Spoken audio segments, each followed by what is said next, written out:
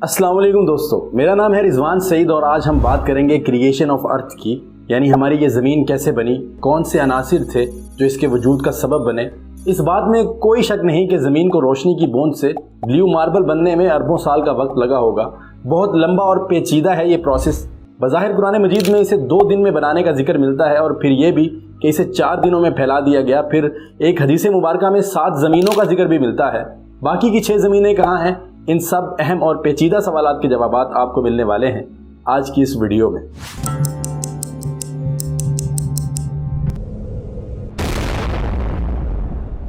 तो चलिए अर्थ की क्रिएशन पर बात करने से पहले इसकी फॉर्मेशन के प्रोसेस को समझ लेते हैं कि हमारी ये ज़मीन बनी कैसे होगी, किस चीज़ से और किस प्रोसेस से गुजर कर वजूद में आई हमारी ये अर्थ, हमारा ये प्यारा सा घर, हमारा ये खूबसूरत planet the blue marble. Scientist का मानना है कि आज से 4.6 अरब साल पहले ये प्लेनेट जिसे हम अर्थ कहते हैं वजूद में आया था। और ऐसा हम इसलिए मानते हैं कि ज़मीन पर सबसे पुराना जो एलिमेंट मिला है वो 4.6 अरब साल पुराना है। ऑस्ट्रेलिया से मिलने वाले इस एलिमेंट को ज़रकून का नाम दिया जाता है। साइंटिस्ट का ये भी मानना है कि ज़मीन की तख्लीक का सबसे बड़ा मुहर्रक बिग बैंग था, जो आज से तकरीबन 13.8 अरब साल पहले हुआ था। बिग बैंग ने एक बारीक, गर्म और तवानाई से भरपूर नुक्ते से शुरू होकर फैलना शुरू किया, जिसने सितारों, सैयारों, वक्त, फिजा और कानून तबीयत को पैदा करना शुरू कर दिया।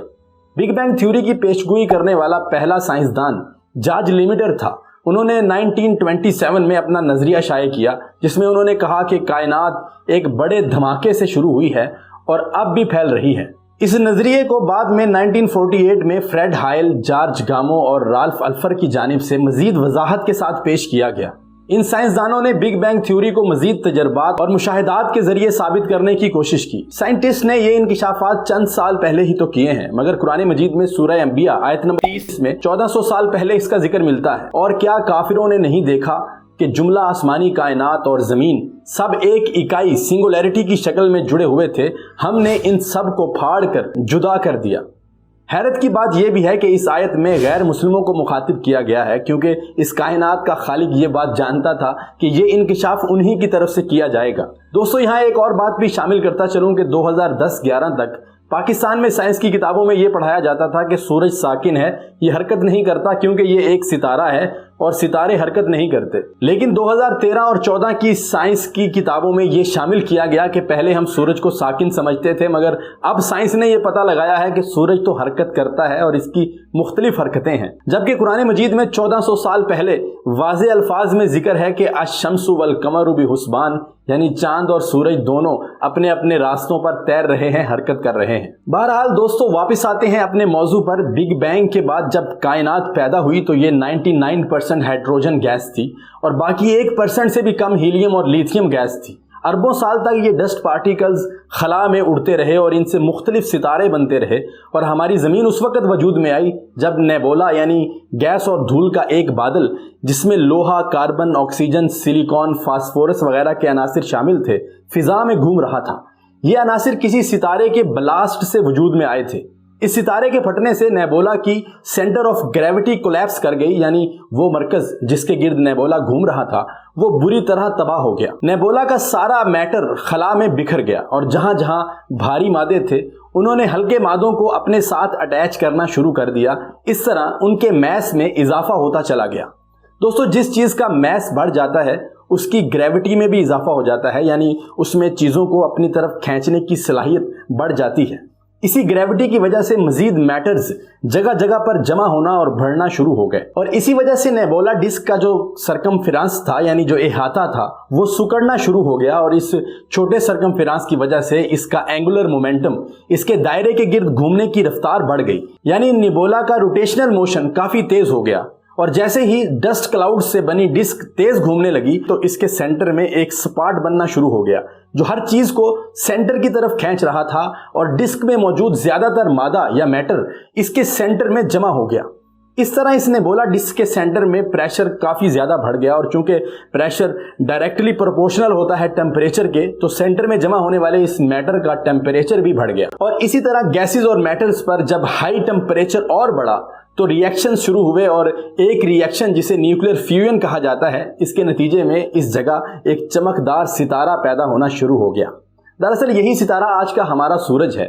یہ بیبی سن تو بن گیا، لیکن یہ نیبولا یعنی ڈسٹ پارٹیکلز ابھی بھی ایک بڑی تعداد میں اس کے گرد گردش کر رہے تھے، بالکل اسی طرح جس طرح آج اکثر سیاروں کے گرد ایسٹرائڈ گردش کرتے نظر آتے ہیں۔ پھر ایک وقت ایسا آیا کہ اس ستارے کا ٹمپریچر اتنا ہو گیا کہ صرف میٹلز اور سلیکیٹس ہی اس کے گرد سروائیو کر سکے، اور گریوٹی کی وجہ سے انہوں نے اپنے ارد گرد کے پارٹیکلز کو اپنے ساتھ جمع کر لیا، اور یہ پارٹیکلز ٹیریسٹریل پلینٹس کی شکل اختیار کر گئے، جن میں شروع میں مرکری، وینس، مارس، تھیا اور ہماری ارتھ شامل تھے۔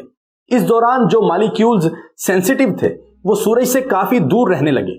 ان گیسوں کے نازک مالیکیولز کی تعداد میٹلز اور سلیکیٹس سے کافی زیادہ تھی، اس لیے وہ اس بیبی سن سے دور گیس جوائنٹس کی شکل اختیار کر گئیں، جو کہ آج یورینس، سیٹرن، جوپیٹر اور نیپچون کی شکل میں موجود ہیں۔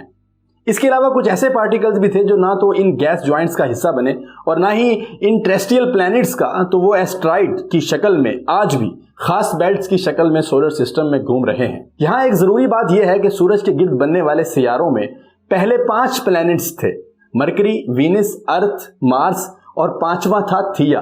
جی ہاں، تھیا، اور یہ تھیا سیارہ مارس سے 4 گنا زیادہ بڑا تھا، اور ایک حادثے میں اس کی ارتھ کے ساتھ ٹکر ہوئی۔ ہماری ارتھ جو کہ اس وقت تقریباً چاند جتنی بڑی تھی، مگر اس ٹکر کے نتیجے میں تھیا اور ارتھ آپس میں مل گئے، لیکن اس حادثے میں ایک ٹکڑا ہماری ارتھ سے الگ ہو کر باہر کی طرف اڑ گیا اور پھر ارتھ کے مدار میں جا کر اٹک گیا، اور یہی ہے آج کا ہمارا خوبصورت اور دل نشین چاند، جو کہ تنہائی میں ہمارا بہترین ساتھی ہے۔ اس حادثے کو آج جائنٹ امپیکٹ ہائپوتھیسس یا بگ سپلیش کا نام دیا جاتا ہے۔ اب ہماری زمین پہلے سے بڑی بھی ہو چکی تھی، اور اس حادثے کی صورت میں وہ آگ کا دریا بن چکی تھی۔ سائز کے بڑا ہونے کی وجہ سے اس کی گریوٹی میں کافی اضافہ ہو چکا تھا، اور ارد گرد موجود ایسٹرائڈ اس کی کشش کی وجہ سے اس میں آ کر گرنے لگے۔ اب ان کے ٹکرانے سے ہیٹ انرجی پروڈیوس ہوتی رہی، اور ہماری زمین گرم سے گرم تر ہوتی گئی، اور یہ سیارہ لیکوڈ مولٹن لاوا کی شکل اختیار کر گیا، اور یہ پگھلتے ہوئے میٹلز اپنی اپنی کثافت کے مطابق اپنی جگہ بنانے لگے، جس سے زمین کی کورز وجود میں آئیں، جیسا کہ انر کور، آؤٹر کور، انر مینٹل، آؤٹر مینٹل اور کرسٹ وغیرہ۔ اور ایسا بھی ہوا کہ سب سے کم کثافت والے پارٹیکلز ارتھ سرفیس سے اوپر کی طرف اٹھے، اور انہوں نے بنایا ایک ریکوائرڈ انوائرمنٹل زون، یعنی کہ ان گیسوں نے مل کر ارتھ کے ارد گرد ایک حفاظتی شیلڈ کی شکل اختیار کر لی، جو یہاں بسنے والوں کو خطرناک شعاعوں سے محفوظ رکھنے کے لیے کام آنے والی تھی۔ لیکن اسے بھی صحیح طور پر کارآمد ثابت ہونے کے لیے ایک طویل عرصہ لگا۔ گیسز کے ریئیکشنز کی وجہ سے پانی بھی وجود میں آ چکا تھا، لیکن وہ ابھی آبی بخارات کی شکل میں موجود تھا۔ آہستہ آہستہ جب ایسٹرائڈ گرنے بند ہوئے، زمین ٹھنڈی ہونا شروع ہوئی۔ ہمارا بیبی سن بھی اس وقت اتنا گرم نہیں تھا جتنا کہ آج ہے، لہذا ارتھ کا ٹمپریچر کم ہونے لگا، اور پانی کے بخارات کو کنڈینس ہونے کا موقع ملا، جس کی وجہ سے بادل وجود میں آئے اور ہماری زمین پر بارش ہونا شروع ہو گئی۔ اور پانی کی موجودگی سے یہاں پر زندگی نے، یعنی پہلے بیکٹیریا نے جنم لیا۔ لیکن کریشن آف ارتھ کی کہانی ابھی ختم نہیں ہوئی، بلکہ یہ تو صرف سائنس لاز کو مد نظر رکھتے ہوئے سائنسدانوں کا ایک اندازہ ہے کہ ایسا ہوا ہوگا۔ لیکن یہاں ہمارا موضوع ہے ارتھ، کہ دراصل ارتھ ہے کیا، ارتھ کہاں کہاں تک اور کیسے پھیلی ہوئی ہے۔ اور اس بات کو سمجھنے کے لیے سب سے پہلے تو ہم ارتھ کے معنی اور اس کی ڈیفینیشن کو سمجھتے ہیں۔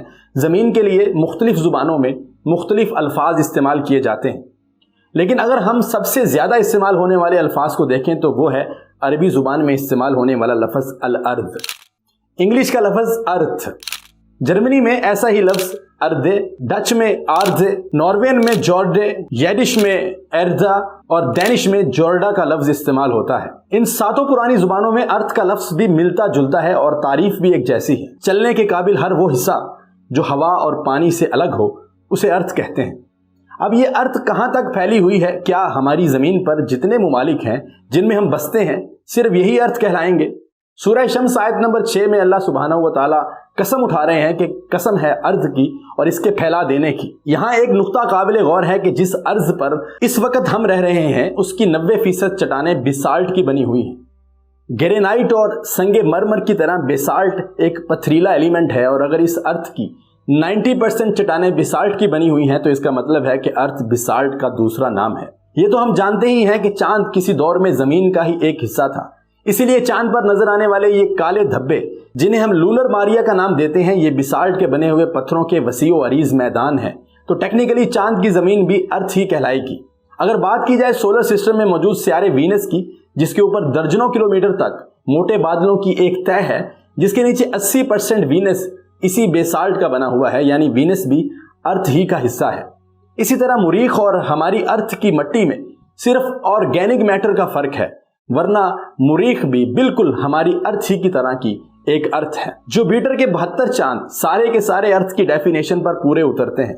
اگر ہم اپنے سولر سسٹم سے باہر نکل جائیں تو اب تک 10,000 سے زائد سیارے ایسے دریافت ہو چکے ہیں جو کہ بالکل ہماری ارتھ جیسے ہی ہیں، جن میں سب کو تقریباً ان کے نام بھی دیے جا چکے ہیں۔ 2014 میں دریافت ہونے والے کیپلر 186F کے نام سے بالکل ہماری زمین جیسی، ہماری اس دنیا جیسی ایک اور ارتھ بھی دریافت ہو چکی ہے۔ اسی طرح HD 100546 نام کا بالکل زمین کی طرح کا نظر آنے والا سیارہ بھی ارتھ ہی کا ایک حصہ ہے، جو ہمارے سورج جتنا بڑا ہے۔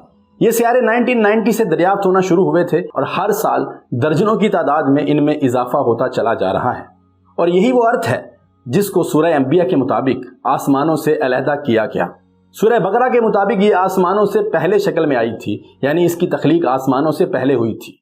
سورہ حامیم سجدہ کے مطابق اس میں پہاڑوں کو رکھا گیا تھا، اور سورہ نازیات کے مطابق اسے چاروں طرف پھیلا دیا گیا، اور سورہ حامیم سجدہ کے مطابق اسے 2 دن میں تخلیق کیا گیا تھا۔ اب یہ 2 دن کون سے ہیں، جبکہ اس وقت ہماری ارتھ تو ابھی بنی ہی نہیں تھی جو ہم یہ کہہ سکیں کہ یہی وہ دن ہے جو ہماری زمین پر ہوتے ہیں؟ تو پھر یہ دن کون سے دن مراد ہیں؟ یہاں اس کا جواب ہمیں قرآن مجید سے ہی مل جاتا ہے کہ اللہ تبارک و تعالیٰ نے ایک جگہ پر قیامت کے دن کے بارے میں لفظ یوم القیامہ کا ذکر کیا ہے۔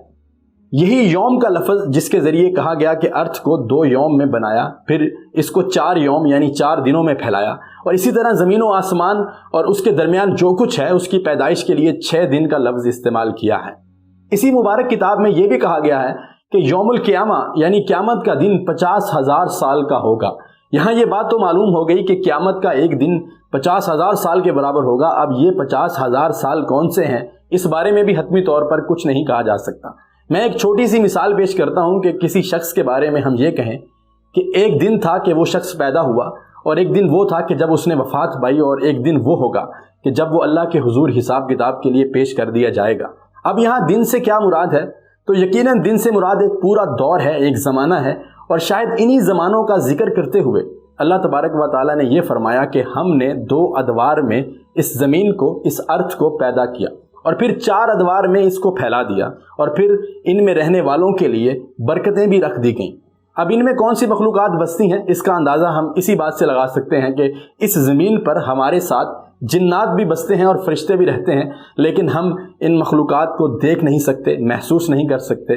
تو ہو سکتا ہے کہ دوسرے سیاروں پر بھی اللہ تعالیٰ کی ایسی مخلوقات بستی ہوں جنہیں ہم نہ دیکھ سکتے ہوں اور نہ محسوس کر سکتے ہوں، یا پھر نظر آنے والی مخلوقات بھی ہو سکتی ہیں جن تک ابھی ہماری رسائی نہیں ہو سکی، اور شاید مستقبل قریب میں ایسا ہو بھی جائے۔ اس کے بارے میں ہم آئندہ آنے والی ویڈیوز میں بات کریں گے۔ اور رہی بات 7 زمینوں کی جس کا کہ حدیث میں ذکر ہے، تو ممکن ہے کہ اتنی بڑی کائنات میں یہ خاص زمینیں اسی آسمان کے نیچے ہوں، کیونکہ یہ کائنات کتنی بڑی ہے اس کا ذکر میں نے لاسٹ ویڈیو میں کیا تھا، جس میں معراج کا واقعہ بھی سائنٹیفکلی پروف کیا گیا ہے۔ اگر آپ نے وہ ویڈیو نہیں دیکھی تو میں اوپر آئی بٹن میں اور ڈسکرپشن میں بھی اس کا لنک دے دوں گا، آپ لازمی جا کر اس ویڈیو کو دیکھیے گا۔ وہاں سے آپ یہ اندازہ لگا سکتے ہیں کہ یہ کائنات کتنی بڑی ہے، اور اس میں ہماری زمین جیسی 6 اور زمینیں اللہ تعالیٰ کے لیے آباد کرنا کتنا آسان کام ہے۔ اور اس بارے میں یہ بھی کہا جا سکتا ہے کہ اسی طرح کی اور زمینیں ہر آسمان میں موجود ہوں، جیسا کہ ہمارے آسمان سے اوپر 6 آسمان اور ہیں جس میں بھی انسانوں جیسی مخلوقات آباد ہو سکتی ہیں۔ دوستو، اس موضوع پر گھنٹوں مزید دلائل دیے جا سکتے ہیں، لیکن یہاں صرف یہ بات ذہن نشین کر لیجئے کہ اس کائنات کو بنانے والے اللہ کی جہاں ایک صفت خالق ہے یعنی بنانے والا، وہیں قرآن مجید میں اس کی ایک اور عظیم صفت خلاق کا بھی ذکر کیا گیا ہے۔ خلاق کا معنی ہے کہ ہر وقت نئی سے نئی چیزوں کو پیدا کرنے والا۔ اللہ رب العزت کی کاریگری زمین اور آسمان اور انسان کی تخلیق کے بعد تھم نہیں گئی، بلکہ وہ تو نئی سے نئی دنیایں اور مخلوقات پیدا کرتا رہتا ہے۔ دوستو، آپ جانتے ہیں کہ مختلف جانداروں سے مزید نئی اقسام کے جاندار پیدا کیے جا سکتے ہیں۔ اس نظریے کو نظریہ ارتقاء یا ایوولوشن بھی کہتے ہیں، مگر یہ نظریہ اس حد تک تو درست ہے کہ مختلف جانداروں سے مختلف مزید اقسام کے جاندار پیدا کیے جا سکتے ہیں، لیکن کیا انسان کا وجود بھی اسی ایوولوشن کے ذریعے ممکن ہوا ہے؟